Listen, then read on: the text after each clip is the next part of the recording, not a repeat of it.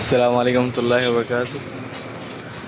আপনারা সবাই দেখতে পাচ্ছেন কি সুন্দর দুইটা বাস, বিশাল বড় বড়। এগুলো হলো মক্কার ফ্রি বাস হাজিদের জন্য। অনেক সুন্দর একটা ব্যবস্থা। এই পাশে একটা আছে, দেখেন হাজিরা ওয়েট করতেছে।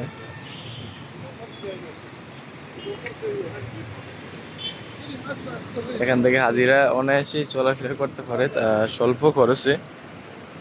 আর তাদের জন্য এটা অনেক ভালো একটা সুযোগ সুবিধা। সামনে স্টেশন, এখানে হাজিরা এ পাশ আর অপর পাশ দেখতেছেন, ও পাশেও হাজিরাই বসে থাকে গাড়ির জন্য। সামনে একটা দেখতে পাচ্ছেন, এটাও মক্কা বাস হাজিদের জন্যই। এক কথা পাবলিক সবার জন্যই, যদি কেউ টাইম অনুযায়ী এখানে আসতে পারে আর এই গাড়ির রুটের নাম্বার অনুযায়ী যদি কেউ তার গন্তব্যস্থল থাকে, তাহলে তার জন্য অনেক ভালো সুযোগ সুবিধা। আর নর্মালি অনেক টাকা নেয়, রিয়াল বেশি লাগে অন্য ট্যাক্সি বাসে যাইতে হইলে। তবে এই ফ্রি বাসগুলোর ছিল মানুষের কিছু খরচ তো অনেকটাই বাঁচা যায়, মোটামুটি ভালোই। এক কথায় হাজিদের জন্য অনেক সুন্দর একটা সুযোগ সুবিধা আর কি।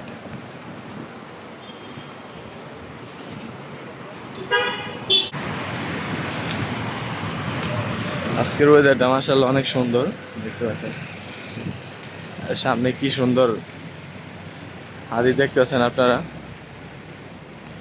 একজন হকার আছে, উনি বিক্রি করতেছে। অনেক সময় হাজিদেরকে ফ্রিতেও দেওয়া হয় অনেক কিছু। তো মেবি 1 কিলো আম বিক্রি করতে দেখলাম 5 টাকা করে, মানে কিলো 5 রিয়াল, 5 রিয়াল আর কি। খারাপ না, ভালোই স্বল্প মূল্য। আরেকটা মক্কাবাস যাই দিছে, দেখতে পাচ্ছেন কি সুন্দর। বাসগুলো আসলে দেখতো মার্শাল্লাহ অনেক সুন্দর। এটার যে সুন্দর ডেকোরেশন বাসের, দেখেন মানুষ দৌড়ে যাইতেছে বাসে ওঠার জন্য। কারণ কাউন্টারবিহীন কোথাও গাড়ি থামবে না, আর গাড়ির টাইম আছে, টাইম টু টাইম আসা যাওয়া করে। এটা বাংলাদেশের মতো না, লোকাল বলতে এখানে এমন কোনো সিস্টেমই নেই। আপনার 24 আওয়ার্সই জাস্ট টাইম অনুযায়ী টাইম চলা লাগে। সম্ভবত ভালো একটা, মানে উন্নত দেশের একটা এই আর কি সিস্টেমটা এরকমই হয়। আমাদের দেশও হবে, আই হোপ, ইনশাল্লাহ। আমরা আশা করতেই পারি। আমাদের নতুন সরকার আসছে, পরবর্তীতে কে আসবে জানি না, অন্তর্বর্তীকালীন সরকার ডক্টর ইউনূস। বিগত সরকারও অনেক কাজ টাজ করছে, আমরা আশা করি নতুন সরকার আরও কাজ করবেন। তো আপনারা দেখতেই পাচ্ছেন এখানে ট্রাফিক পুলিশ নেই, কিছু নেই, অটোমেটিকলি মানুষ আসা যাওয়া করতেছে। এখানে টাইম টু টাইম গাড়ি চলাফেরা হয়। আপনি রং সাইডে চলাফেরা করলে আপনার গেরামা, মানে ফাইন জমা হবে। সেই হিসাবে আপনাকে নির্দিষ্ট একটা অ্যামাউন্ট সরকারি খাতে, মানে সরকারকে কোষাগার দিতে হবে। সেই হিসাবে কেউ চাইবে না সামান্য একটির জন্য মানে সে জরিমানা দিতে। তো সেই হিসাবে সবাই নিয়মকানুন মেনে চলে এখানে। কারণ প্রতিটা জায়গায় ক্যামেরা, আপনার সিসি ক্যামেরা দ্বারা কি বলে এটাকে ঘেরাও করা আছে। এই পাশটাও দেখেন কি সুন্দর, কোনো যানজট নেই, মানে এক কথা অসাধারণ। মক্কাতে বলতে সৌদি আরব সব জায়গায় অনেক সুন্দর নিয়ম।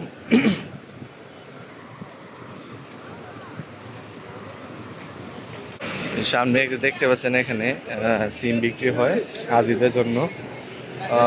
হাজিরা যখন আসে দেশ থেকে নতুন, তারা যার যার দেশ থেকে আসে, তো আমি একদম হিসাবে বলি, বাংলাদেশ থেকে হাজিরা আসে বাংলাদেশি সিম নিয়ে। ওনারা যখন বিমানে ওঠে তাদেরকে সিম দেওয়া হয়, নতুবা বিমান থেকে নামার পরে অনেকে অনেক সময় পায় না বা যে কোনো কারণ হতো, তবে এই জায়গা থেকে তারা সিম সংগ্রহ করতে পারে। এরকম অসংখ্য স্টোর আছে, শুধু হাজিদের জন্যই তারা এই সুবিধাটা পায় স্বল্প মূল্যে। আমি বলতে পারি স্বল্প মূল্যে তার জন্য ভালো অফার টফার আছে। যেহেতু তারা এখানে আসে 15 দিন বা 1 মাস, এর বেশি না, বেশি দিন থাকেও না, সেই হিসাবে তাদের জন্য ভালো একটা প্যাকেজের, মানে মিনিট সহ আপনার এমবি সাথে সব মিলে থাকে, ভালোই, খারাপ না। এই জায়গাটাও একটা বাস স্টপ, মক্কা বাসে এখানে এসে থামে। অসংখ্য মানুষ এখানে ওয়েট করতেছে, দেখতে পাচ্ছেন। আজকের ওয়েদারটা অনেক সুন্দর, আকাশটা দেখেন কি সুন্দর। এই পাশটা পাহাড় বিশাল বড়। সৌদি আরবে বিশেষ করে মক্কাতে পাহাড়ের অনেক আমি শুধু আজকে আপনাদেরকে এই ভিডিওটা বানিয়েছি এই একটা কারণে, সেটা হলো মানে মক্কা বাসের হাজিদের কেমন সুযোগ সুবিধা দেওয়া হয়। এটা ফার্স্ট টাইম, আমি যতটুকু জানতাম এটা ফ্রিতে দিত, মানে কোনো পেমেন্ট করা লাগতো না হাজিদেরকে। তো এখন মেবি শুনছিলাম আজকাল মনে হয় পেমেন্ট করা লাগে, সম্ভবত এরকম কিছু একটা শুনছিলাম। এখানে ফুটপাত এর মানুষে বাংলাদেশে যে ঢাকা সিটিতে কিছু এসে এরকম দোকানগুলো এখানে দেখতে পাচ্ছেন আপনার। তো এখানে যারা সৌদি তারা না, সৌদির বাহিরে অনেক মানুষ আছে থাকে। আমাদের দেশে যেমন এখন রোহিঙ্গারা আছে ওই রকমভাবে কিছু লোক আছে, এদের তো সরাসরি কর্মসংস্থান নাই বা নাগরিকত্ব অধিকার নাই, বা তারা ওই সুযোগ সুবিধাটা পায় না। তো সেই হিসাবে তারা তাদের হাতের কাজ বা তারা যে কোনোভাবে এখানে ছোট তাদের সামর্থ্য অনুযায়ী সামান্য কিছু নিয়ে তারা বসে এখানে, যাতে মানুষ ই করতে পারে। খালাস। তো তারা তাদের সামর্থ্য অনুযায়ী অনেক ইটি করে, মানে যা পারে যে যা পারে তা নিয়ে বসে যায় বিক্রি করার জন্য। এটা তাদের সামর্থ্য অনুযায়ী আর কি। তো এইভাবেই মানুষ জীবনযাপন করে এই দেশে। আর যারা সৌদি আসছে তাদের কথা স্পেশালি বলার কিছুই নেই, কারণ তারা অনেক সুযোগ সুবিধা তাদের সরকার দেয়, যেটা আমরা বাংলাদেশি নাগরিকরা পাই না। যেহেতু এটা রাজতন্ত্র, তার দেশও অনেক উন্নত। তবে আগে থেকে কিছুটা নিয়ম এখন চেঞ্জ হয়েছে। সৌদিরা মাস্ট বি আপনাকে কাজ করতে হবে, এটা একটা নিয়ম করা হয়েছে। কাজবিহীন আপনাকে কোনো সুযোগ সুবিধা দেওয়া হবে না। আগে ফ্রিতে ঘর করে দিত, আপনার ঘর না থাকলে টাকা পয়সা যে কোনো সিচুয়েশনে হেল্প করতো। বাট এখন জিনিস একটু ডিফিকাল্ট হয়েছে। সবাই যেন পরিশ্রমী হয়, লেখাপড়া করে, মানে নিজের পরিশ্রমী কিছু একটা করে, সেই ব্যবস্থাটা সরকার নিশ্চিত করছে। আগে ছিল না এটা, বাট এখন হয়েছে। তো সেই হিসাবে সৌদিদের ব্যাপারটা আলাদা। বাট যারা আদারওয়াইজ যারা আছে অন্যান্য দেশের, এখানেও রোহিঙ্গারা আছে, অনেক আগে আসছে তারা। তো তারাই এভাবে, অনেক বাংলাদেশিও আছে যাদের কাগজপত্র নাই, সরাসরি মানে সরকারকে কোনো রাজস্ব দেয় না, তারা এভাবে অবৈধভাবে তারা কোথাও কাজে পায় না। তো সেই হিসাবে তারা এই কাজগুলো করে বিশেষ করে। দেখ ওইটা কোনো বিষয় না, যে যে পারুক তার জীবনযাপন করুক, ভালো হোক, যার যার হিসাব শেষে দিবে, সে অবৈধ হোক বা সঠিক পথে, ওইটা আমার বলার বিষয় না। বাট এইভাবে আপনাদেরকে দেখানোর উদ্দেশ্যে বললাম আর কি, তেমন কিছু না। তো এই আর কি। আসলে আল্লাহ পৃথিবীটাও অপরূপ সুন্দর, আল্লাহ যে কত সুন্দরভাবে সৃষ্টি করছে, কত রকম মানুষ। আপনি যদি জাত বর্ণ সুন্দর কালো এগুলো বিবেচনা না করে মানুষ হিসাবে সবাই দেখেন, দেখবেন পৃথিবীটা অনেক সুন্দর, মানে এটা বলার মতো না। তো সেই হিসাবে আসলে আমি এটাই বলতে চাই, আমরা দিন শেষে সবাই মানুষ, আল্লাহ আমাদেরকে ভালো রাখুক। প্রতিটা মুসলমান, হিন্দু, বৌদ্ধ, খ্রিস্টান সবাই, বিশেষ করে বাংলাদেশে বন্যা পরিস্থিতি নিয়ে যারাই আমার এই ভিডিওটা দেখবেন, আপনাদের কাছে একটাই অনুরোধ থাকবে, আমাদের বাংলাদেশের জন্য দোয়া করবেন। আর আমাদের দেশের মানুষের জন্য আপনারা সাহায্যের হাত বাড়াই দিবেন। আর যে যার যার মানে সামর্থ্য অনুযায়ী দিবেন, আমাকে দেওয়ার দরকার নেই, জাস্ট আমি আপনাদেরকে বললাম যাতে আপনারা অনুপ্রাণিত হন। সোশ্যাল মিডিয়াতে বলার কারণ একটাই, কারণ এখন মানুষ সোশ্যাল মিডিয়াতে বেশি সময় দেয়।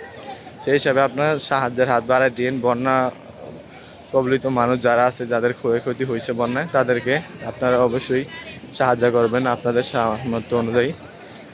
আল্লাহ আপনাদেরকে ভালো করুক, করবেন অবশ্যই, এই আশা করি। তো সর্বোপরি একটাই কথা,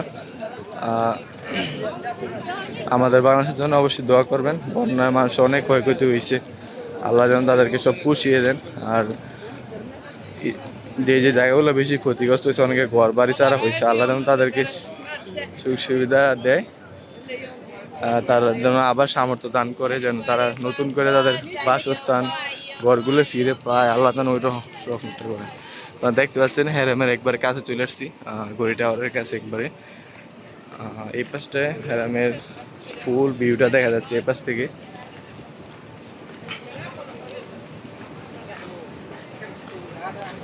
এই পাশে দেখতে পাচ্ছেন এই বাড়িটা কোনো এক সময়কার রাজার ছিল সৌদি সরকারের, এখন হয়তো নতুন আসছে উনি, এখানেই থাকে মেবি কাবাগর ইমামরা হয় তো, বাট আমি শিউর না।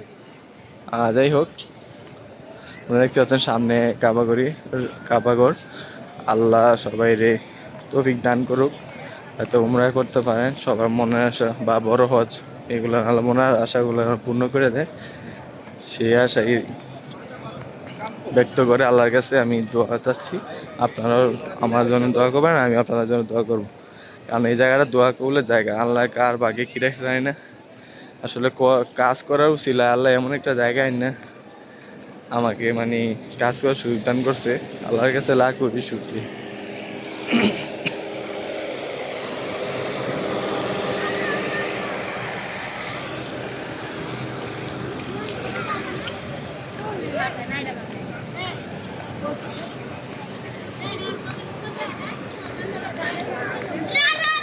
আপনাদেরকে আরো সুন্দর একটা জায়গা নিয়ে আমি ভিডিও বানিয়ে আপলোড করব, আশা করি আপনাদের কাছে অনেক ভালো লাগবে। আমি অলওয়েজ সব কিছু মানে একসাথে করে ফেলি, মানে বিষয়টা এরকম একসাথে পুরোটা এড়িয়ে নিয়ে নিই। আমি ভাবতেছি এখন থেকে প্রতিটা মানে ভিডিওতে এরকম হবে, মানে একটা বিষয়বস্তুর উপরে নির্ভর করে একটা টপিক নিয়ে ভিডিও বানাবো, তাইলে আপনার যে কোনো বিষয়গুলো আপনাদের দেখতেও ভালো লাগবে, আর বিষয়গুলো আপনাদের কাছে সুন্দরভাবে আমি উপস্থাপন করতে পারবো। কারণ একটার পর একটা টপিক চেঞ্জ হয়, বাট আমি কখনোই কথা শেষ করতে পারি না একটা টপিক। তো সেই হিসাবে নেক্সট যে ভিডিওগুলো বানাবো ছোটো ছোটো হয়তো বা হবে, বাট এগুলা কমপ্লিট হবে, মানে টোটালি বিস্তারিত আপনাদেরকে বুঝিয়ে বলবো। মক্কাতে অনেক সুন্দর সুন্দর জায়গা আছে আসলে, ডিউটি টাইম অনুযায়ী তারপরে সময় সব মিলে আসলে এরকম একটা সিচুয়েশন তৈরি হয়, মানে বিস্তারিত বলতে পারি না। এই জায়গাটা দেখতে পাচ্ছেন, এটা হলো মসজিদ আল হারামের মেইন গেট বরাবর, এটা আল সাফা টাওয়ারে দেখতে পাচ্ছেন। প্রচুর মানুষ এই পাশটায়, হকার আছে, তার প্লাস এখানে সুপার মার্কেট আছে, সেই হিসাবে অনেক মানুষের আনাগোনা বিভিন্ন দেশের, বাংলাদেশ, পাকিস্তান, ইন্ডিয়া, আফগানিস্তান, তারপর আপনার ইজিপশিয়ান আছে, মাসরি, মিশর বলা হয় যাকে, তারপরে ইউরোপিয়ান অনেক আছে, ফ্রান্স থেকে আসে, তারপর সিঙ্গাপুর আছে, মালয়েশিয়া, ইন্দোনেশিয়া, বিভিন্ন দেশের মানুষ এখানে আসে। এক কথায় সব ধরনের মুসলমানরাই এখানে আছে, উইদাউট কেউ এখানে, সব মুসলমানরা এখানে আসে। আমি আমার হোটেলের প্রায় কাছে চলে আসছি, আমি আর আমার ভিডিও বড় করব না, সেই সাথে আমি এখানে ভিডিও শেষ করছি। আশা করি ভুল বেয়াদবি ক্ষমা করবেন। আল্লাহ সবাই ভালো রাখুক, ভালো থাকবেন সবসময়। আমার ভিডিওটা ভালো লাগলে অবশ্যই লাইক কমেন্ট শেয়ার করে দিবেন, সাবস্ক্রাইব করবেন আমার চ্যানেলটা। ভালো থাকবেন সবসময়। আসসালামু আলাইকুম ওয়া রাহমাতুল্লাহি ওয়া বারাকাতুহু।